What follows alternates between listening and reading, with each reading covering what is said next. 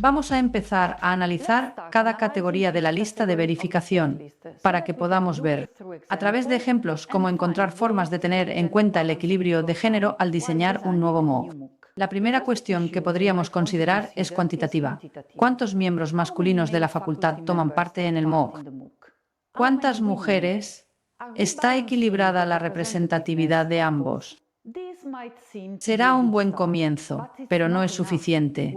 Lo que nos gustaría es centrar nuestra atención, al principio, en la presencia de mujeres expertas en el campo de los MOOC STEM, para que podamos demostrar que las habilidades científicas duras son obviamente no solo conocidas y enseñadas por los científicos masculinos. La visibilidad y el reconocimiento de lo que las mujeres científicas ya están haciendo en su día a día es una tarea que sigue siendo un área de mejora. Es por eso que nos centramos en ello con estas líneas específicas de la lista de verificación. Al diseñar un nuevo MOOC, vamos a mostrar claramente lo que las mujeres científicas ya están haciendo. Vamos a presentar su trabajo como presentaríamos el trabajo de los científicos masculinos. No estamos tratando de hacer más espacio para las mujeres, sino interesadas en reconocer en lo que están involucradas y sus resultados. Hay muchos recursos en línea que proporcionan maneras de buscar y ponerse en contacto con mujeres expertas en una variedad de campos. Se crearon por la infrarrepresentación de las mujeres, especialmente en el campo STEM. Allí puedes encontrar una experta para participar en tu MOOC como profesora, modelo de rol o testimonio, especialmente si el personal docente de tu MOOC está compuesto principalmente de hombres. Tenemos repositorios en la bibliografía.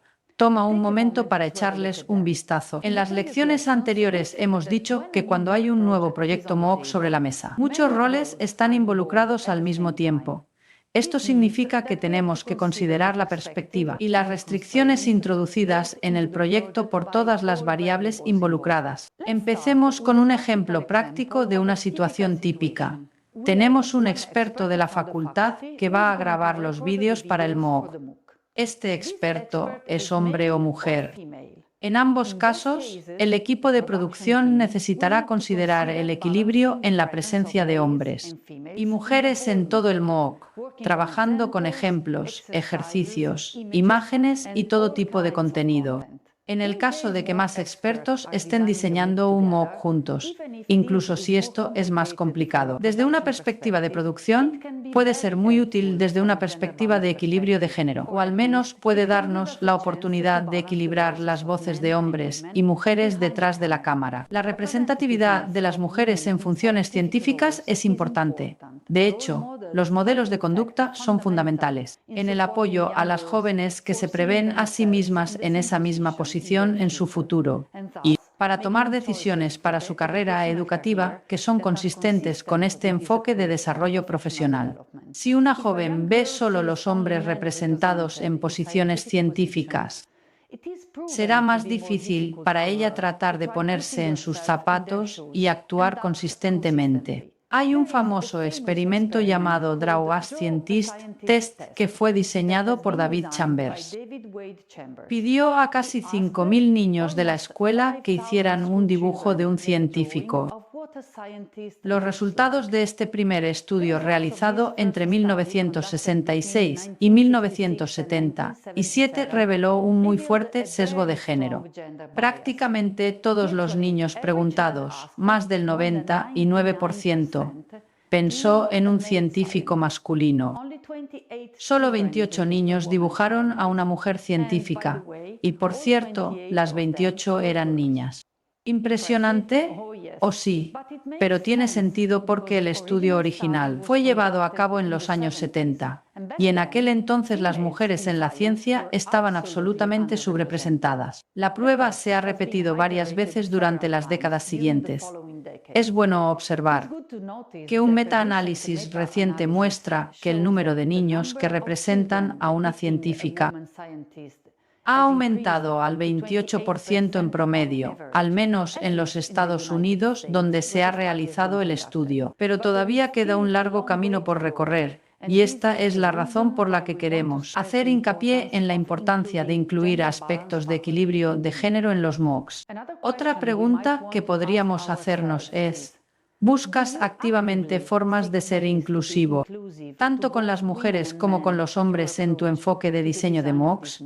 El propósito de esta pregunta es asegurarnos de que estamos aplicando un enfoque inclusivo desde el principio. Significa que nosotras, como diseñadoras de MOOC, expertas en contenido o diseñadoras visuales, mantendremos en nuestras mentes que nuestra audiencia está compuesta de diferentes géneros y, por lo tanto, debemos tratar de utilizar un tono de voz y una narrativa que sea inclusiva para todas las personas. El equipo puede prestar atención coral a este aspecto y mantenerlo bajo control, aplicando estrategias con las que cualquiera se sienta cómodamente involucrado.